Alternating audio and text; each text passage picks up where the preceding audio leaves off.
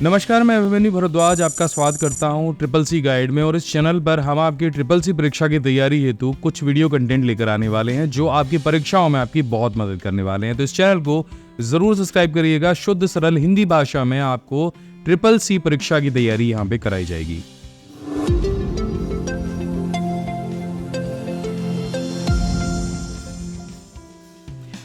आज का जो हमारा पहला लेसन है वो है कंप्यूटर के परिचय के बारे में, यानी इंट्रोडक्शन ऑफ कंप्यूटर। और ये बहुत ही सरल तरीके से एनिमेटेड वीडियोस के साथ में आपको यहाँ पे बताने वाला हूँ। तो चलिए बिना कुछ देर के शुरू करते हैं। मैं अभिमन्यु भरद्वाज आपका स्वागत करता हूँ ट्रिपल सी गाइड पर, और इस चैनल पर बहुत यूजफुल कंटेंट आएगा, एक बार देखते रहिए।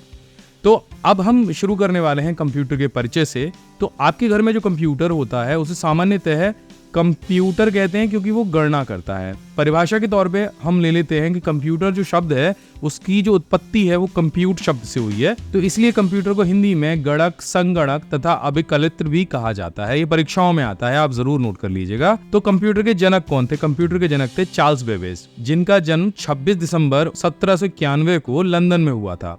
इनके जो पिता थे बेंजामिन बेबेज, ये एक बैंकर थे और इन्होंने डिफरेंस इंजन नाम के एक मैकेनिकल कंप्यूटर को बनाया था जो अपने आप से कैलकुलेशन करता था। एक तरह का कैलकुलेटर था, क्योंकि मैं आपको अभी आगे बताने वाला हूं कि कैलकुलेटर भी एक कंप्यूटर होता है। आपके घर में रखा हुआ कंप्यूटर ही सिर्फ कंप्यूटर नहीं माना जाता है, जो भी चीज कैलकुलेशन करती है वो एक कंप्यूटर कहलाती है। तो इन्होंने डिफरेंस इंजन को बनाया, जिसका चित्र आप यहाँ पे नीचे देख रहे हैं। इसलिए चार्ल्स बेबेज को बहुत से लोग कंप्यूटर के पिता या कंप्यूटर के जनक के नाम से भी जानते हैं।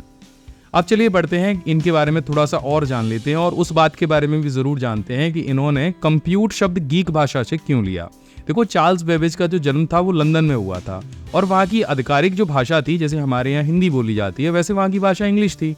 तो फिर उन्होंने अंग्रेजी से कोई शब्द क्यों नहीं लिया? इसकी ये वजह थी कि जो अंग्रेजी भाषा है उसमें जो टेक्निकल जो शब्द हैं वो प्राचीन गीक भाषा और लैटिन भाषा पर आधारित है। इसलिए एक ऐसी मशीन जो गणना करती है उसके लिए लैटिन भाषा का शब्द कंप्यूट लिया गया। तो आशा आप समझ गए होंगे कंप्यूट शब्द को ही क्यों लिया गया था, जबकि चार्ल्स बेबेज लंदन में पैदा हुए थे। अब चलिए आगे बढ़ते हैं, कंप्यूटर की एक आधुनिक परिभाषा समझ लेते हैं। आज का जो कंप्यूटर है उसका उपयोग सिर्फ गणना करने के लिए नहीं प्रयोग किया जाता है। पहले के समय में कंप्यूटर का इस्तेमाल सिर्फ कैलकुलेशन के लिए होता था। कैलकुलेटर जो आपके घरों में है ना, वो भी एक कंप्यूटर है। अब इसका जो प्रयोग है वो इंटरनेट, गेमिंग, म्यूजिक, हमारे जितने भी इंडस्ट्रीज हैं वहाँ पर, जो हमारी चिकित्सा सेवाएं हैं वहाँ पर भी किया जा रहा है। देखो कहाँ पे किया जाता है। आप क्या क्या करते हो कंप्यूटर से? आप डॉक्यूमेंट बनाते हो, ईमेल बनाते हो, ऑडियो और वीडियो सुनते होगे, मतलब गाने भी सुनते होगे, वीडियोस भी देखते होगे, गेम्स भी खेलते हो। इंटरनेट पे तो जाने क्या क्या आप सर्फिंग करते हो। अब तो एआई भी आ गया है।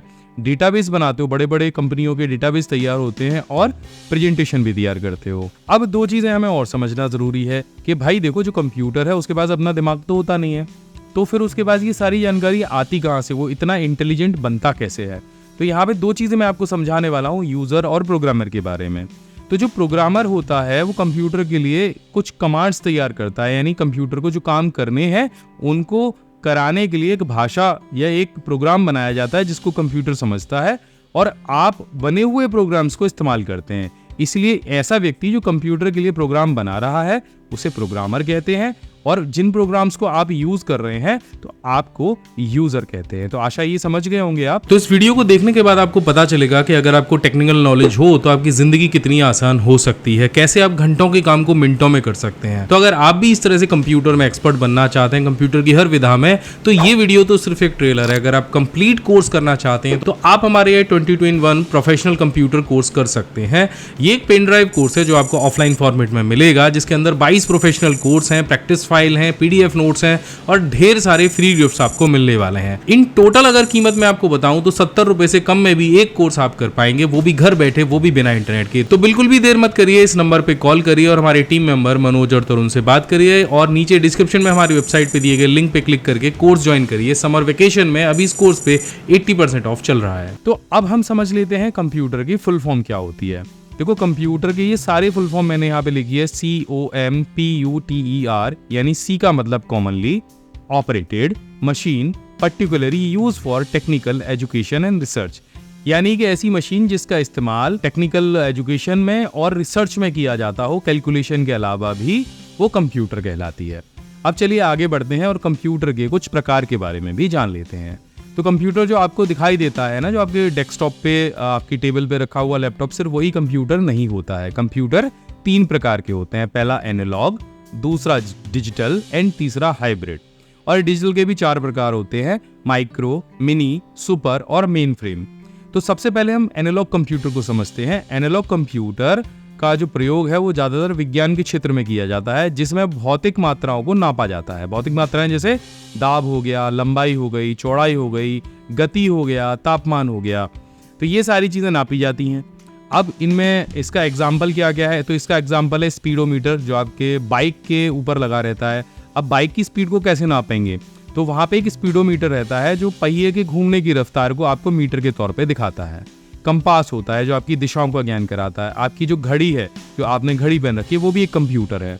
इसके अलावा थर्मामीटर, जो कि हीट को बताता है, कितनी गर्मी है, आपके शरीर का तापमान क्या है।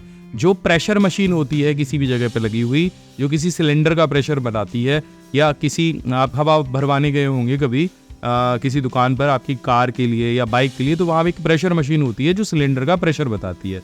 एक मशीन होती है जो टायर का प्रेशर बताती है, जिसे हम पंप मशीन भी कहते हैं।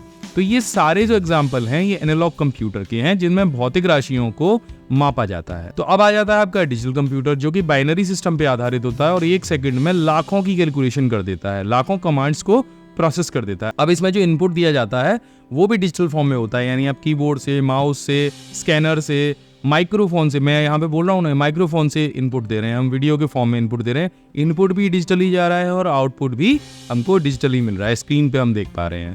तो इसके क्या एग्जाम्पल हैं, देखो आपका लैपटॉप है, कैलकुलेटर है, डिजिटल वॉच है, आपका डेस्कटॉप कंप्यूटर है, मोबाइल फ़ोन है, ये भी सारे के सारे जो है डिजिटल कंप्यूटर का एग्जाम्पल है। इसके बाद आ जाता है हाइब्रिड कंप्यूटर। अब हाइब्रिड क्या होता है, हाइब्रिड कोई भी चीज़ होती है 2 चीज़ों को मिला के बनती है। तो यहाँ पे एनालॉग और डिजिटल कंप्यूटर दोनों के फीचर जिस कंप्यूटर में होते हैं उसे हम हाइब्रिड कंप्यूटर कहते हैं, यानी डिजिटली और एनालॉगी दोनों कैलकुलेशन कर लेगा। और इसका ज़्यादातर जो उपयोग होता है वो रिसर्च में होता है, मौसम विज्ञान में होता है और हॉस्पिटल्स में होता है। कैसे होता है मैं दिखा देता हूँ। आपकी अल्ट्रासाउंड मशीन होती है, अब वो भौतिक डेटा को तो ले रही है लेकिन डिजिटल फॉर्म में उसका प्रोसेस कर रही है। एक्सरे मशीन होती है, आपकी जो मॉनिटरिंग मशीन होती है जिससे आप पल्स चेक करते हो, ऑक्सीजन चेक करते हो, ऑक्सीजन मीटर होता है। ऑक्सीजन मीटर क्या कर रहा है, आपकी ऑक्सीजन की तो जांच कर रहा है लेकिन आपको डिजिटली उस डेटा को शो कर रहा है। आपकी ईसीजी मशीन जो आपकी पल्स को चेक करती है। ऐसी बहुत सारी मशीन होती है। मौसम विज्ञान में भी ऐसी बहुत सारी मशीन होती हैं जो कि मौसम के डेटा को लेती हैं। कहीं तो बताती है वेदर कंडीशन कैसी है, कहीं बताती है कि बारिश कैसी हो रही है, कितनी बारिश हुई है, ह्यूमिडिटी कितनी है। तो ये सारी जो मशीनें हैं जो भौतिक डेटा को कन्वर्ट करके डिजिटल फॉर्म में बताती हैं, ये हाइब्रिड कहलाती हैं। तो आशा करता हूं कि इस वीडियो में आपको अच्छे से समझ में आ गया होगा कि कंप्यूटर क्या है, इसके जनक कौन थे, इसकी फुल फॉर्म क्या थी और ये कितने प्रकार का होता है। अगली एक और यूजफुल वीडियो में मैं मिलता हूं आपसे फिर दोबारा से। अगर ये वीडियो अच्छा लगा हो तो नीचे कमेंट करके जरूर बताना। जय हिंद, वंदे मातरम।